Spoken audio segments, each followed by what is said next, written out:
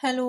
आज हम डिस्कस करेंगे एक न्यू एल्गा हाइड्रोडिक्टियन के बारे में जिसे वाटरनेट भी कहते हैं। डिस्कशन स्टार्ट करने से पहले हम क्वेश्चन पेपर सेट को देख लेंगे कि एक्चुअली इससे क्या क्या क्वेश्चन पुटअप हो सकते हैं, कैसे क्वेश्चन पुटअप होते हैं। तो ये क्वेश्चन सेट है जिसमें कि लॉन्ग आंसर क्वेश्चन में describe the life cycle of Hydrodictyon with giving suitable sketches.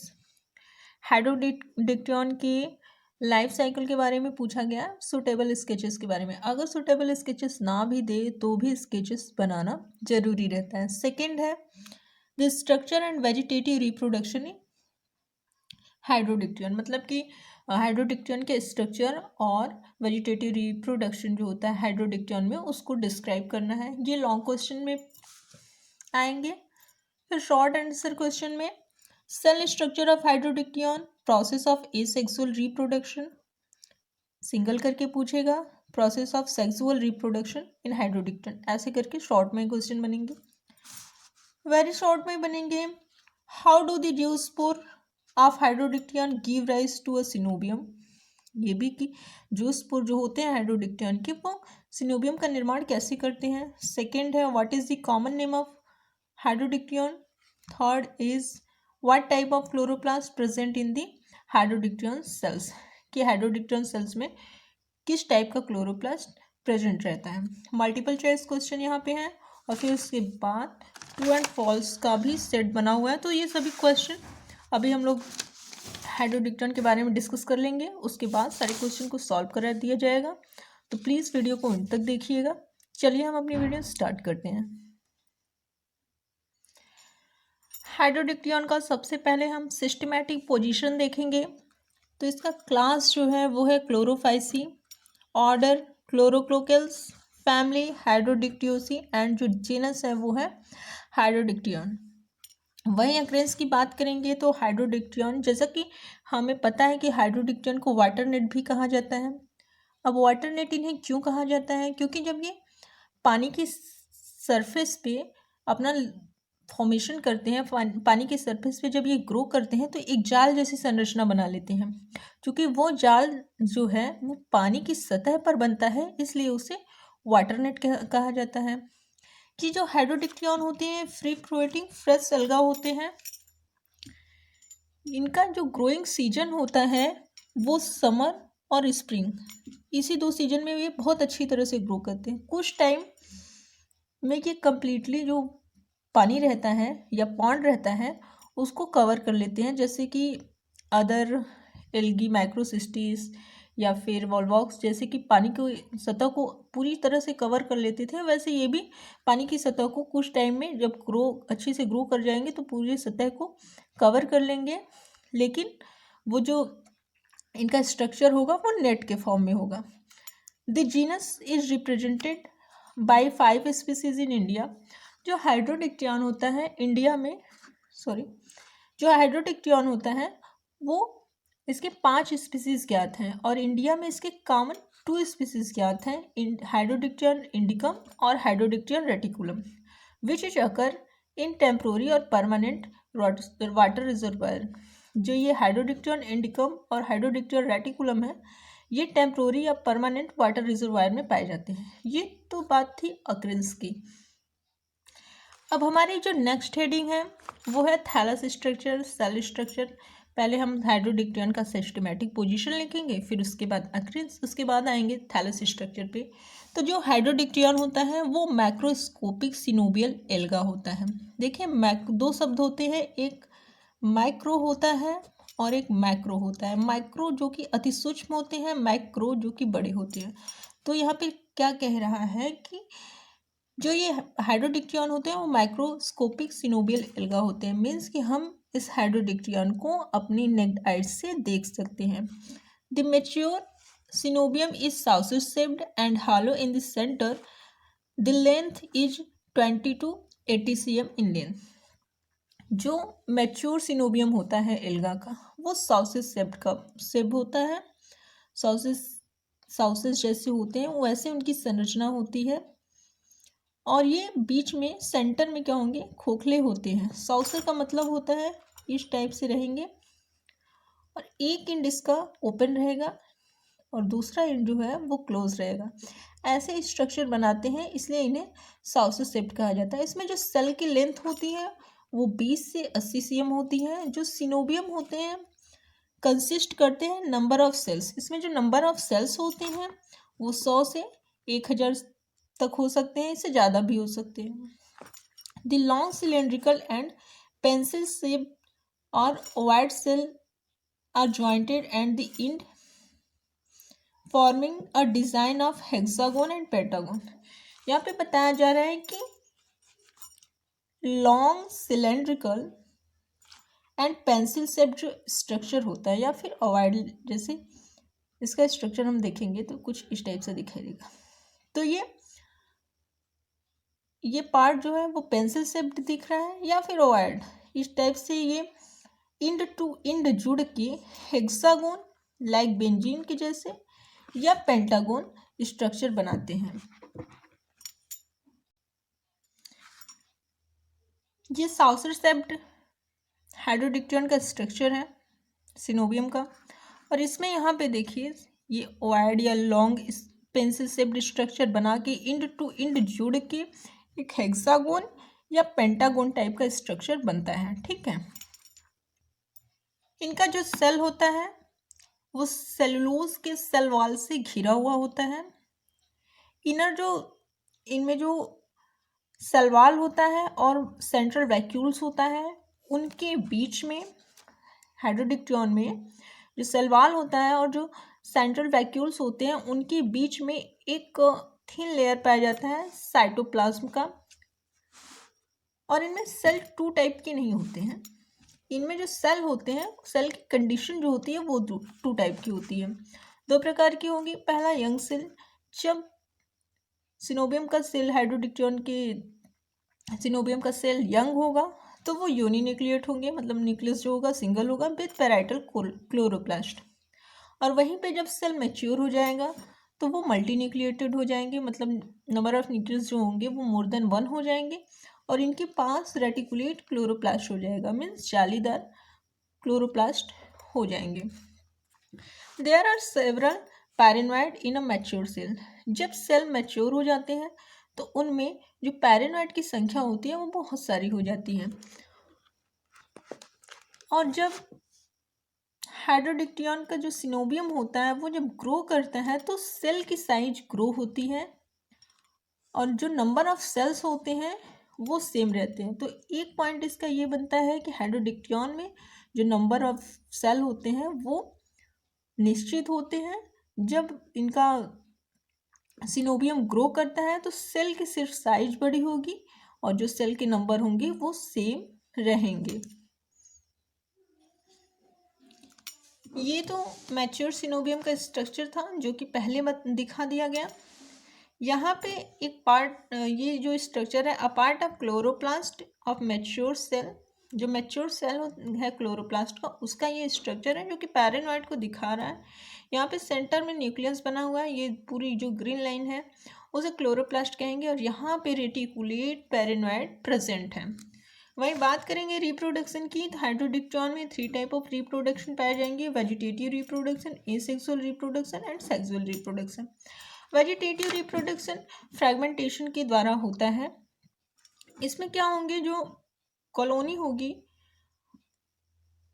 Hydrodictyon की वो किसी भी इंजरी, मैकेनिकल इंजरी या किसी भी इंजरी से ब्रेक डाउन हो जाएगी और फ्रेगमेंट बना लेगी। ठीक है, और सभी जितने भी फ्रेगमेंट बनेंगे सभी फ्रेगमेंट के पास कैपेबिलिटी होगी कि वो एक नया नेट बनाए या फिर नए हाइड्रोडिक्टियन का निर्माण करें। तो ये था वेजिटेटिव रिप्रोडक्शन। नेक्स्ट हमारा है एसेक्सुअल रिप्रोडक्शन। एसेक्सुअल रिप्रोडक्शन, यहाँ पे देखिए हाइड्रोडिक्टियन की कॉलोनी बनी हुई है, इसमें से एक सिंगल सेल रहेगा। जो सिंगल सेल रहेगा उसमें साइटोप्लाज्म, न्यूक्लियस, पैरेनोइड प्रेजेंट रहेंगे। इस साइटोप्लाज्म में सिंगल, यही यहाँ पे डायग्राम नहीं बनाया गया, इसी के अंडर में बताया जाए, साइटोप्लाज्म में डिवीजन होगा और जो साइटोप्लाज्म है उसमें जब डिवीज़न होगा तो साइटोप्लाज्म में कंस्ट्रक्शन होगा। कंस्ट्रक्शन होने की वजह से यहाँ पे इस स्टेप में देखिए ये न्यूक्लियाई है, उसके चारों तरफ साइटो कंस्ट्रक्शन की वजह से न्यूक्लियाई के चारों तरफ साइटोप्लाज्म इकट्ठा हो जाएंगे।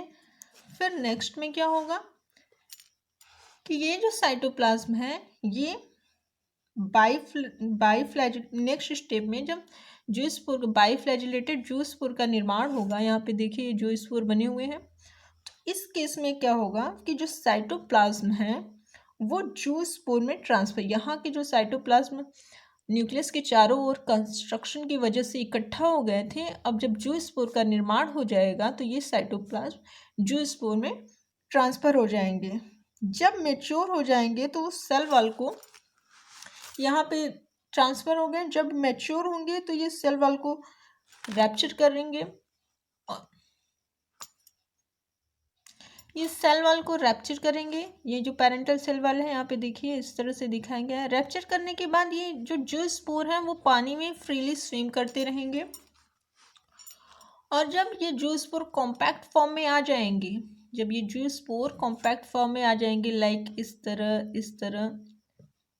इस तरह की जब संरचना बना लेंगे तो इनमें जो फ्लैजुला होगा वो डिसअपियर हो जाएगा। मीन्स कि कॉम्पैक्ट फॉर्म में आने पर ये जो स्पोर हैं वो डीफ्लैजुलेटेड हो जाएंगे और एक नए नेट का निर्माण करेंगे। डॉटर कॉलोनी कहिए या न्यू नेट का निर्माण करेंगे, और जब नया नेट बन जाएगा या ये जो डॉटर कॉलोनी है वो बन जाएगी तो ये फिर से पेरेंटल वॉल को तोड़ेंगे, पेरेंटल वॉल रैप्चर होगा और एक नए हाइड्रोडिक्टियन का निर्माण करेंगे। ठीक है, जहाँ से स्टार्ट होगा साइटोप्लाज्म कंस्ट्रक्शन के फॉर्म में आने के बाद आने की वजह से न्यूक्लियस के चारों ओर इकट्ठा हो जाएंगे। फिर जब जूस्पोर बनेंगे तो ये साइटोप्लाज्म जूस्पोर के अंडर ट्रांसफ़र हो जाएंगे। ये जूस्पोर पेरेंटल सेल वॉल को तोड़ के वाटर में स्विम करते रहेंगे। कुछ टाइम बाद इस तरह से जूस्पोर कॉम्पैक्ट फॉर्म में आ जाएंगे।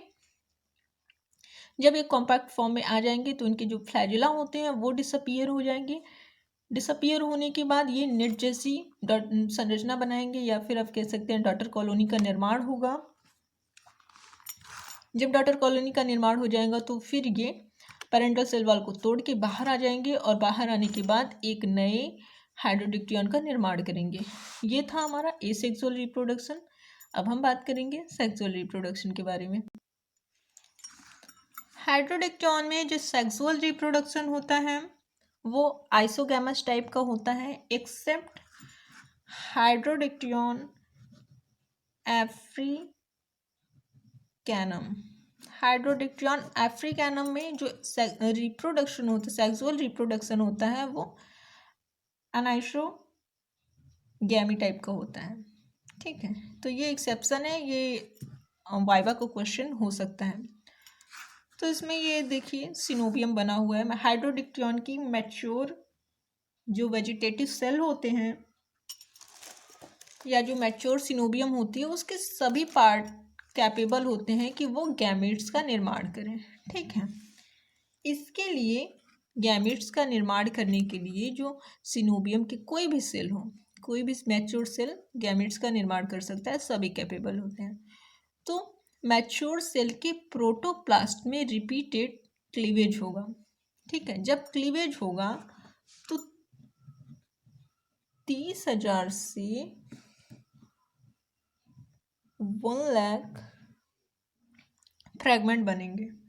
जब प्रोटोप्लास्ट में डिवीजन होगा, क्लीवेज डिवीजन होगा तो 30,000 से 1 लाख तक सेगमेंट बनेंगे, और इन जो सेगमेंट बनेंगे इसमें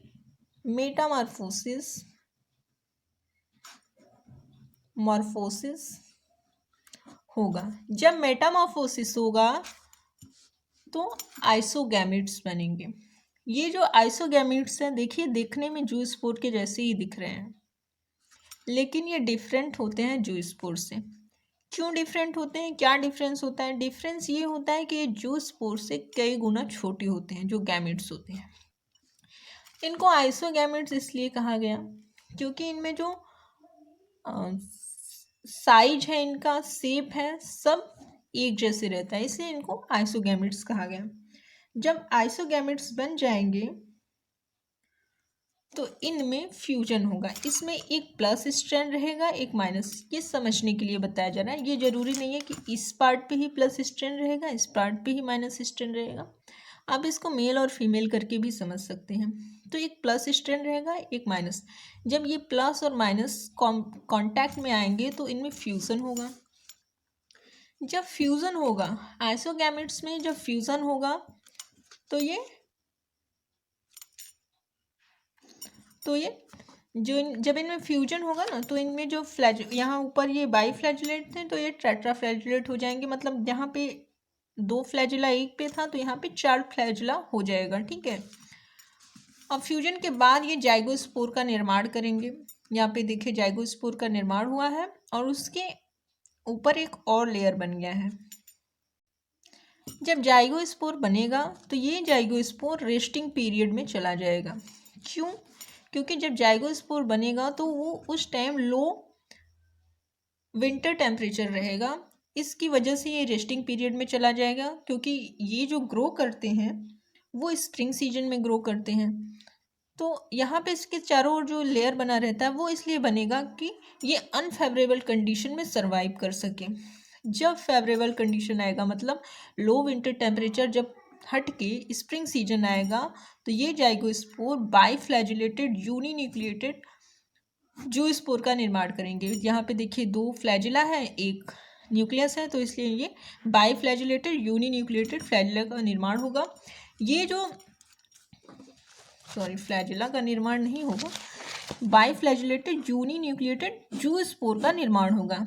ये जो जूस्पोर है कुछ टाइम तक पानी में फ्रीली स्विम करते रहेंगे, जैसे कि ये सेक्सुअल रिप्रोडक्शन में स्विम करते थे। कुछ टाइम बाद ये जो जूस्पोर है ये डीफ्लैजुलेटेड हो जाएंगे, मीन्स इनमें जो फ्लैजिला होगा यहाँ पे कुछ टाइम बाद स्विम करने के बाद इनमें जो फ्लैजिला होगा वो डिसअपीयर हो जाएगा।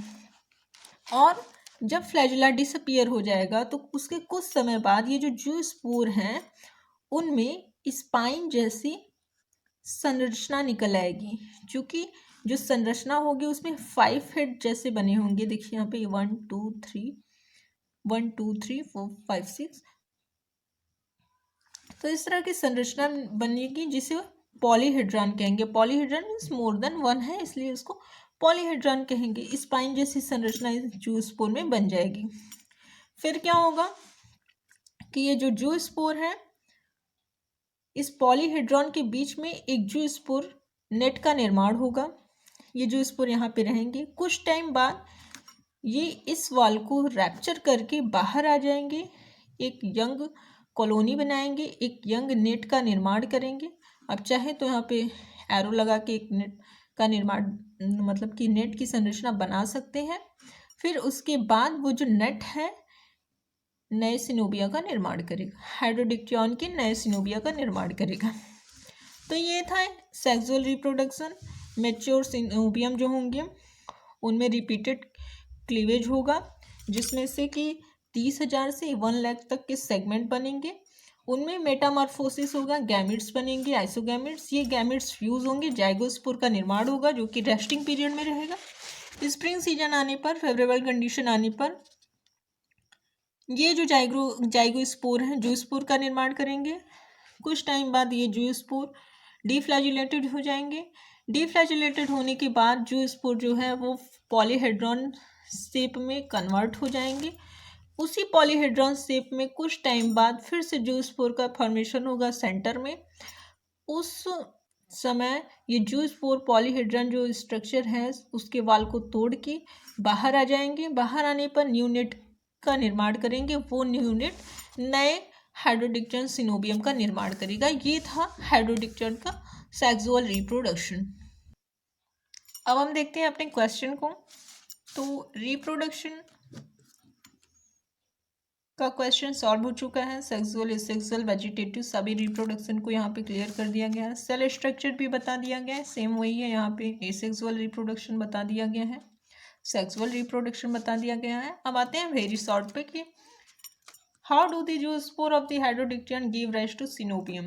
तो जो जूस्पोर होता है वो स्पोरेंजियल वॉल से बाहर नहीं आते हैं और वो अपनी फ्लैजुला को है ना मतलब कि लॉस कर देते हैं, मीन्स वो डीफ्लैजुलेट हो जाते हैं और अरेंज हो जाएंगे एक हेक्सागोनल स्ट्रक्चर में या पेंटागोन फैशन में या हेक्सागोन स्ट्रक्चर में और एक नए सिनोबिया का निर्माण करेंगे।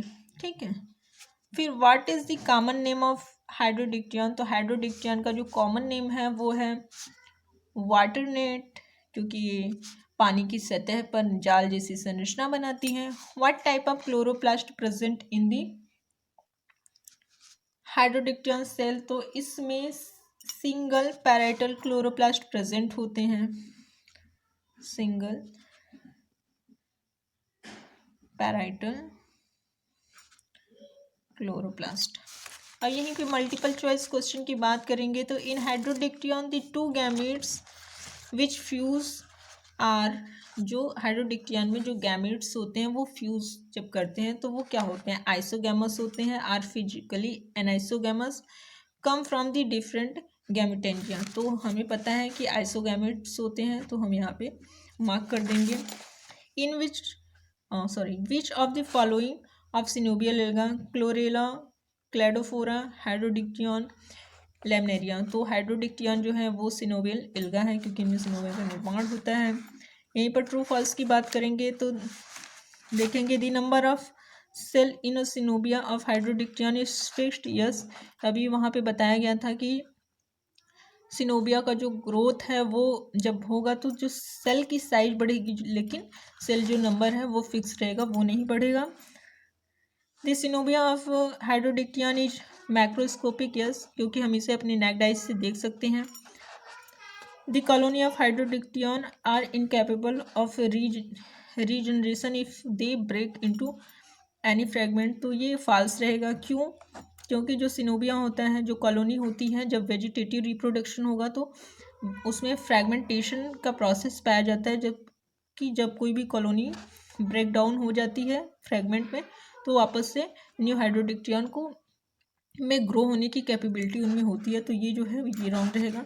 Polyhedron is a stage in asexual reproduction. तो ये भी फॉल्स है क्योंकि पॉलीहेड्रॉन जो स्ट्रक्चर होगा वो सेक्सुअल रिप्रोडक्शन में बनेगा जब जो स्पोर जो है वो डीफ्लैजुलेटेड हो जाएंगे, उसके कुछ समय बाद वो पॉलीहेड्रॉन शेप में कन्वर्ट हो जाएंगे। तो ये था आज का हमारा टॉपिक। अगर वीडियो अच्छी लगी हो तो वीडियो को लाइक ज़रूर कर दीजिएगा, चैनल को सब्सक्राइब करना ना भूलिएगा। Thank you for watching.